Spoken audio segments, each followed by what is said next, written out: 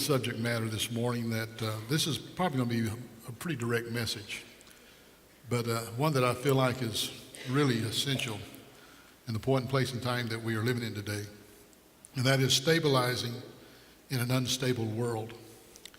Now, is it not interesting the world that we are living in today? Who had ever thought there'd be confusion on where to go to the restroom?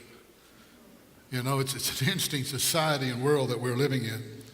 You talk about unstable, we talk about the economy, the roller coaster ride that we are on. The Democrats were talking about the Republicans, about how divided they are or were. And now the Republicans are talking about the Democrats, about how divided they are. There's a lot of division in our nation. You know, our world seems like every country seems to have a nuclear weapon and they want to flaunt it. And Kim Jong-un is about as undone as they come, you know, with all the threatening that's going on. So from the jobs to the school cutbacks to the layoff, just seems like all we can do is ride this wave of instability that we are going through. But we also know that anything unstable is not a healthy thing. If somebody said this bridge is unhealthy or unstable, I don't think I'd want to hop in my car and ride across an unstable bridge, because anything that is not stable is not good. In fact, the Lord gave us an example about two men who built a house. One built his house upon the sand. The storms came and washed the house away. One built his house upon a rock, upon something stable. The rains came and the rock stood. And he's trying to help us understand how important instability is in the decision making that we have.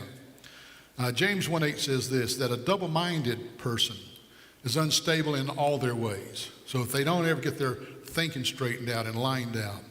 In 2 Peter chapter 3, there's an interesting verse there that mentions how consistent Paul's letters are, and yet what Peter's dealing with is that he's saying, you know how God gave Paul these words, and yet unstable people are distorting the truth to the point of their own destruction.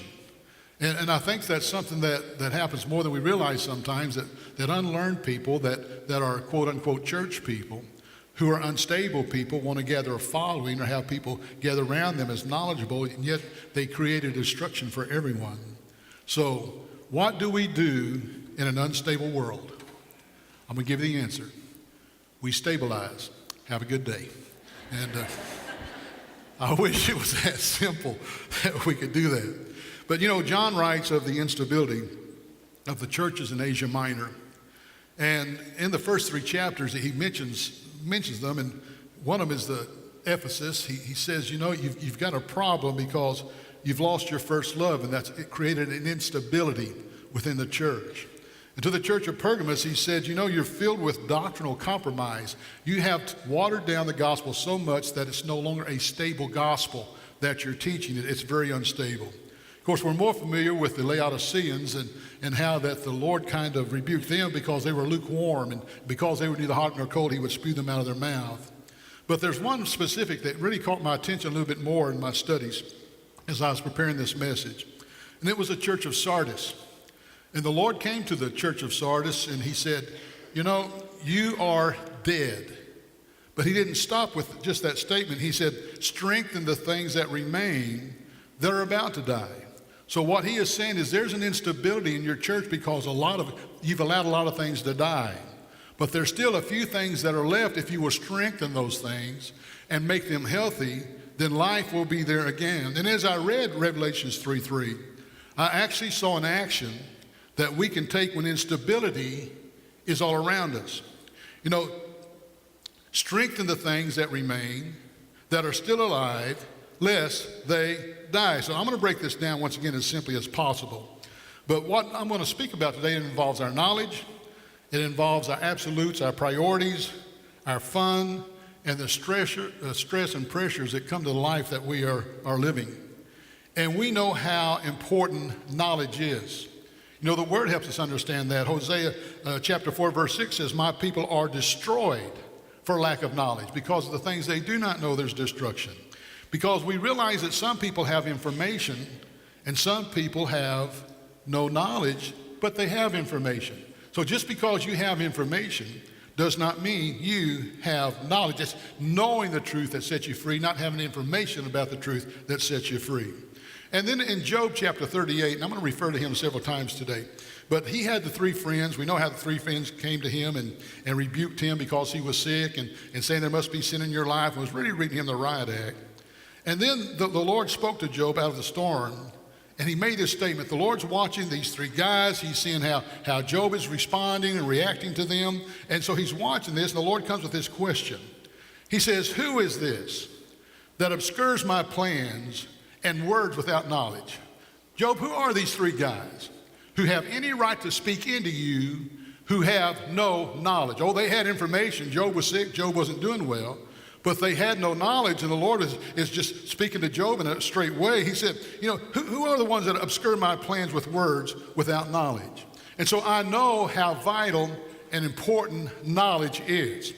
Knowledge is the foundation of who I am, what I believe, and what's been put together from the knowledge that I have gained. I'm going to walk through a little scenario with you today, and this is something that the Lord gave me when I was doing some pastor schools and teaching some pastors. And then the Lord just really dealt with me this week to put this down in a message to the church. And so I want you to follow with me closely this morning, because there's one thing that stabilizes us in our life, and that's knowledge. And when you have knowledge, then knowledge comes from experience. It can come from training. It can come from education, or the times you have learned. You may be self-taught, but you have knowledge that you've gained. And I will assure you, knowledge is critical in unstable times, because the start to stability is an unstable world. And when we have that unstableness, if we don't stabilize the things around us, then we will live in instability. So we need to know what we know, and we need to believe what we believe. Let me ask you, do you know what you know? I mean, you know it. And do you believe what you say you believe? Because I'm persuaded that some things about God from what I know, from the knowledge that I have received God's word. And Psalms 119:66 says this. It says, teach me good judgment and knowledge. So Lord, teach me good judgment, teach me knowledge, for I believe in your commandments. So David is saying, I know what I believe, but teach me knowledge. Let me have knowledge in my life. Proverbs 10:14 says this, wise men lay up knowledge. So how do you lay up knowledge? I am not a mechanic by any means, but if I wanted to know how to maybe replace a light bulb in the taillight of the car, I can go watch a video, I can go online, I can see how to do it, I can pull up the kind of car, and it shows me a step-by-step how to change a light bulb in my taillight of my car. Now, I may not have a taillight burn out, but what I have done is I have gained knowledge that if it ever does, I will know how to deal with it with stored up knowledge. And so when the Lord is saying that wise men store up knowledge, when we're in God's word, we're going to read about things, how God has promised to do some things, to fulfill some things, and we may not be dealing with it at that time, but we store up knowledge. And then all of a sudden we find ourselves going through something and dealing with something, and that knowledge comes to us that we have laid up. Listen to Isaiah 33:6. Wisdom and knowledge will be the stability of your times. Catch that. Wisdom and knowledge will be the stability of your times, and the strength of salvation. The fear of the Lord is his treasure. So knowledge secures our foundation. So we need that knowledge in our life. So I have the knowledge. Well, there's something else I have in my life that once I have the knowledge, if I'm going to have a stable life, then I need to be sure is very secure. And that is what I call my absolutes. I have two absolutes in my life. That's the only two absolutes that I have. I keep it very simple. Now I'm talking about my life, okay? And so I have two absolutes that are in my life, and one of them is God. God is an absolute to me. He alone is God, and there is no other God. There is no other name under heaven whereby man can be saved, but through the blood of Jesus Christ.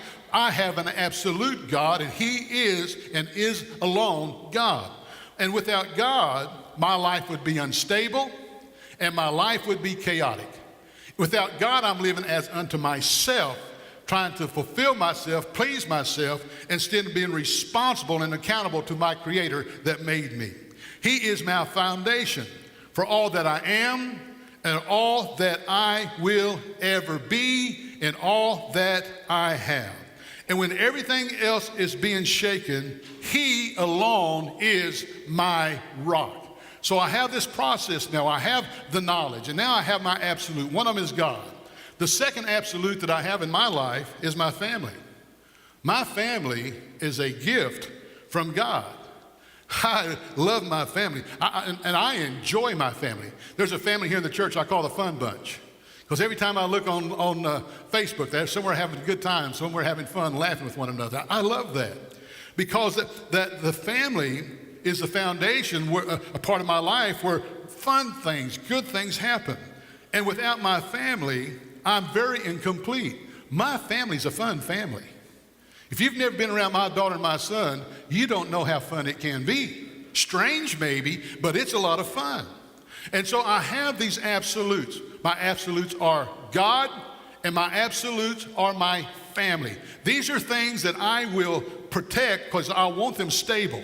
So to have a stable life in an unstabilized world, I've got to be sure that I've stabilized my absolutes, that I have the things to protect my relationship with God, the things to protect my family and the relationship that I have with my family, because they are my absolutes. I will have these things protected at all costs. Absolutes are my priority. They make life work, and they must be protected. I've had one of the sessions that I was teaching at a pastor's coaching. I had a gentleman come up to me and he said, well, Pastor McNabb, don't you think ministry is an absolute? I said, well, it's my list, but I don't put it on my list. To me, ministry is not an absolute to me. Because if I'm not in the ministry, I'm still a man of God. And God will still be my point of foundation.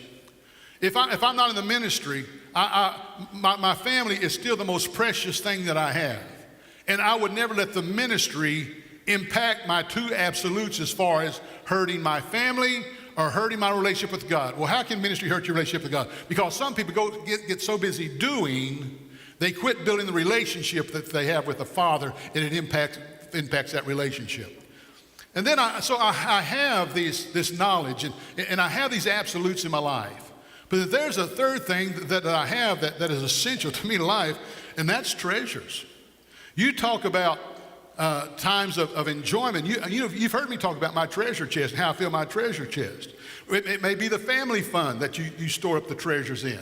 It may be me taking the kids to Brahms, taking my grandkids shopping one day, just little things, and not major things, but little things we do to laugh and enjoy one another. Maybe it's going to a ball game and watching them play and have a good time together.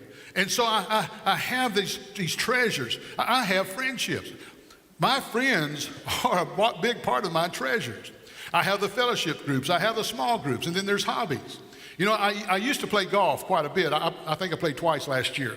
But I used to love go golfing with my buddies because I wanted to give them somebody that they could beat and enjoy doing it. But the laughter that we have, today we'll get together and we'll talk about places we've been and the fun that we've had and the laughter that we have had.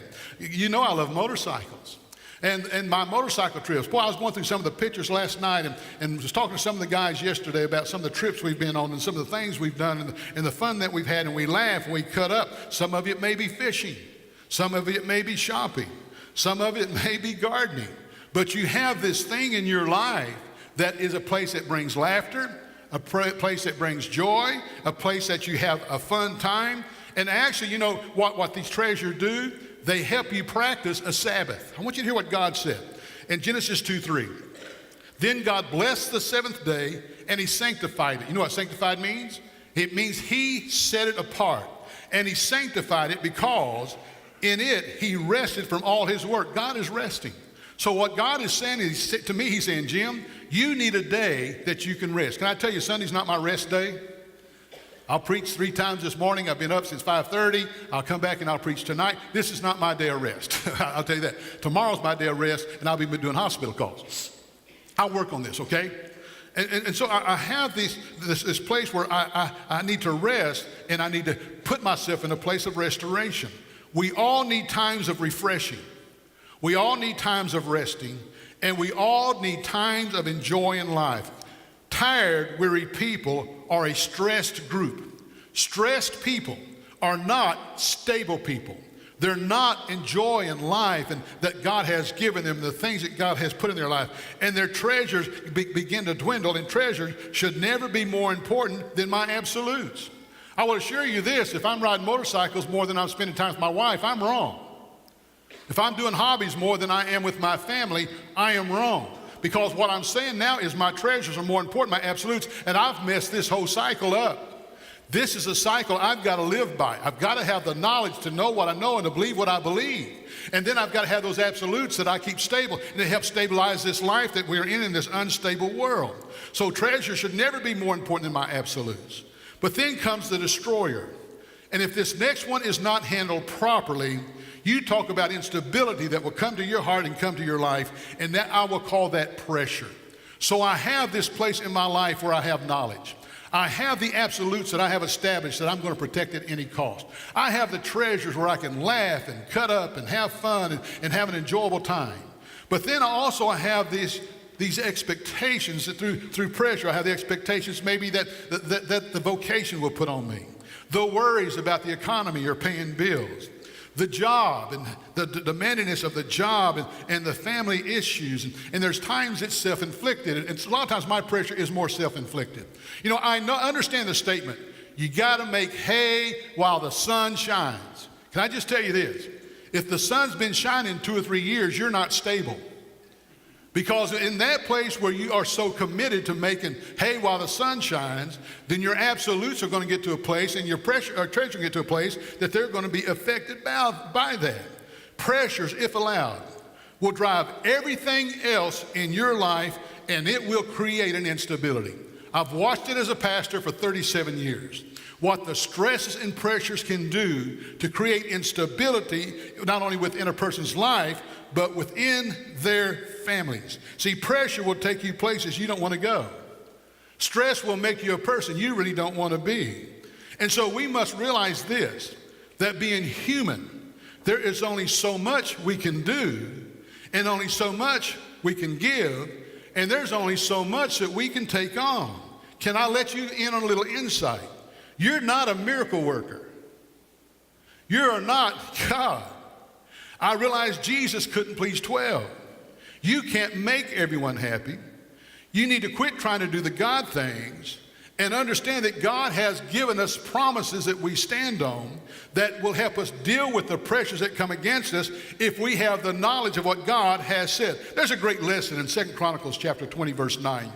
And it's Jehoshaphat with the enemy that's coming against him. And he says this, Lord, if disaster comes upon us, sword, judgment, pestilence, and famine, we will stand before this temple and in your presence and in your name is in the temple and cry out to you in our affliction, and you will hear and save.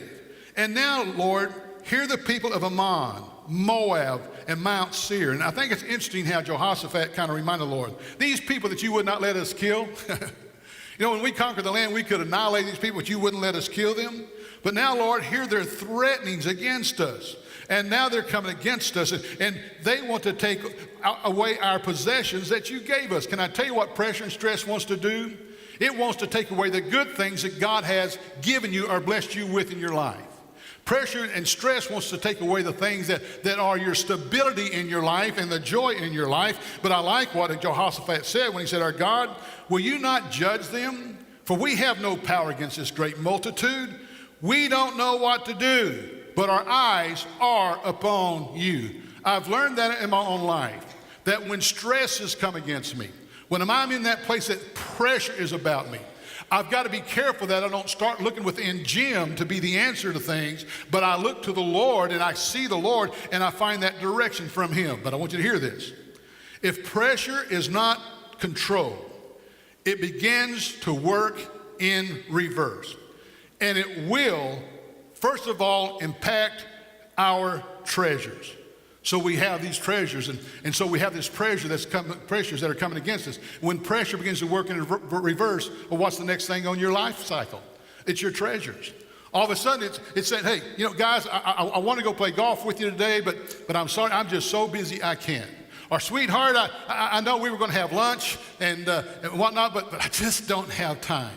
Or, hey, I know, guys, we were going to take a little trip, but I'm just so busy. I just can't get to it now.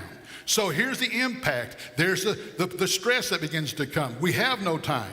All of a sudden, it's broken promises. Well, I know I told the kids we would do this, but I can't do this right now because I'm just too busy. And what happens when these things begin to mount upon us, it starts a downward spiral. And slowly there are no treasures being put in the treasure chest. And the treasures that you have begin to age themselves. And after a while, the joy of the memory is not as great as if when you keep putting great memories in your treasure chest. Everyone in here should have a treasure chest. And when you have this place that you're adding treasures to your life, that's the place that makes you smile. That's the place you go, that's the place you find restoration. That's the place you find your rest.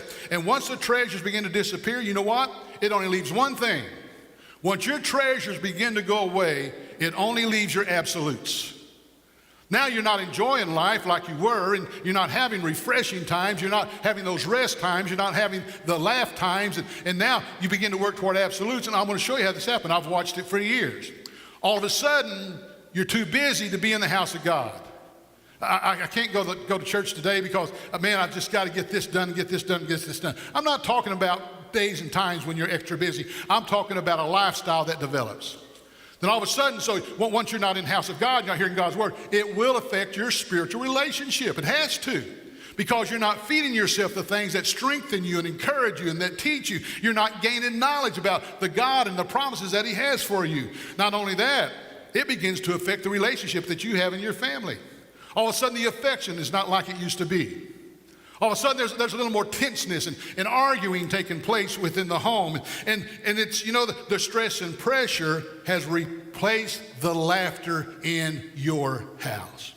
You're no longer in God's house as you once were. And your world begins to turn upside down. All because there was a place where the stress and pressures hit. That we allowed those stress and pressures that sometimes I think the enemy purposely brings upon us because he's trying to attack our treasure. And he knows once he attacks our treasures, then he can begin to work on our absolutes. And that's what the enemy tries to do, is put your life cycle into reverse, whereby it will take everything from you that you're trying to enjoy. So what do? Well, it all starts with a loving God. It all starts with an able God. I want to revisit Job 38. Job had just been blasted by his friends, and God was watching. God wasn't happy with his friends. But let me tell you, he was not happy with Job. I want you to listen to what it starts in Job 38:1, and so I just want to run through some of this. And so the Lord came to Job and said, then the Lord answered Job out of the whirlwind and said, who is this who darkens counsel by words without knowledge? Who are these guys that have the right to speak to you? Now prepare yourself like a man, and I'm going to give you a question, and Job, I want you to answer me. Where were you when I laid the foundations of the earth? Tell me. If you have understanding, who determined its measurements? Surely you know, or who stretched the line upon it? To what were its foundations fastened, or who laid its cornerstone? When the morning stars sang together, and all the sons of God shouted for joy, who shut the sea with doors when it burst forth and issued from the womb? Have you commanded the morning star since days began and caused the dawn to know its place? It gets worse. He says, do you know the ordinances of heaven? Can you set their dominion over the earth? Can you lift up your voice to the clouds that an abundance of water may cover you? Can you send out lightning that they may go and say, here we are? Who was it that put wisdom in your mind? Or who has given understanding to your heart? I can see Job just sitting there going, the Lord is just trying to penetrate something into his spirit. He said, who can number the clouds by wisdom, or who can pour out the bottles of heaven when the dust hardens in the clumps and the clods cling together? You know that goes on for 5 chapters. When God just began to throw these questions under this man who was under duress, had a sick body, who had been condemned by his friends. And finally, Job gets it. And this is something that I had never really seen before, but boy, just been jumping on me here the last 2 weeks. In Job 42, beginning with verse 1. Then Job answered the Lord and said, I know that you can do everything. You know what he got back to? Knowledge. You know what creates your foundation? Knowledge. His world was unstable. His life was unstable. And now finally he looks at the Lord and says, okay, I get it. I know I'm not going to assume that whatever the sickness is going to do, it's going to do it, or the instability of my family right now. I know that you can do anything and that no purpose of yours can be withheld from you. You ask, Lord, who is this one who hides counsel without knowledge? Therefore, I have uttered what I did not understand. He said, I said some things, Lord, that, out of information. It wasn't out of knowledge, and things that are too wonderful for me, which I did not know. He said, but listen, he said, listen to me, Lord, please listen to me. I will question you. You said I could question, you would answer me. And here's what he said. I have heard of you by the hearing of the ear. That's information. But listen to this next statement. But now my eyes see you. That's knowledge. He said, I was going by what I was hearing, but I wasn't really seeing. When I read that, I realized someone needs to open their eyes that they might see the instability in a way and get back to your foundation that God is faithful and God can do anything. What the pressure and strifes of life will do is close your eyes to everything around you. You will walk through the motions, but you will not see the things that are taking place on every side that you are living. So here we are in the cycle of life.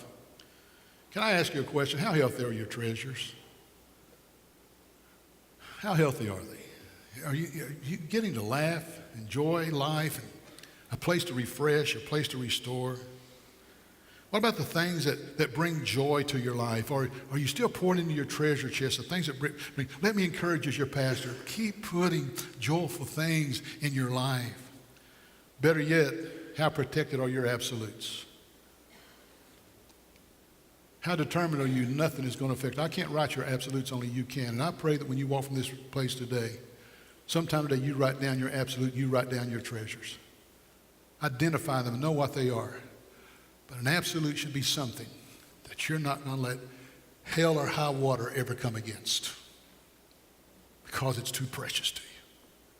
Mine is God and my family. I don't know what yours will be, but that's the part that should receive the greatest protection that we can give anything, because life is fragile. Instability is all around us. And there are things that are dying that we need to strengthen. And when we strengthen them through the knowledge of the Word, they bring forth life again. Life's a cycle. We're here, we go through life, and we're gone. I thank God for the knowledge, not only that I've heard by information, but things now that I see with my own eyes. I thank him for my absolutes that help me get my priorities in order. And boy, am I thankful for all the treasures that I have, from my grandkids, my family, my wife, my kids, my motorcycle, just the whole element of my friend base. I've got some great friends. But I've got to watch out for something that wants to take it all away. And that's the pressures of life that blind me to everything else. So what do? How do you stabilize in a world that's so unstable? You set your priorities, establish your absolutes, those things that are critical, and pour into them, strengthen them, that life can continue to live. It's choices and decisions that we make. Father God, your word is... Thanks for checking out our sermon today. Our hope is that God has spoken to you through this message and that you will draw closer to Him on your journey. The Bridge is located in Mustang, Oklahoma. We are one church family with 3 different worship experiences, and our mission is simple. We want to help you get to the other side. For more information on the Bridge, just visit www.thebridgeag.org.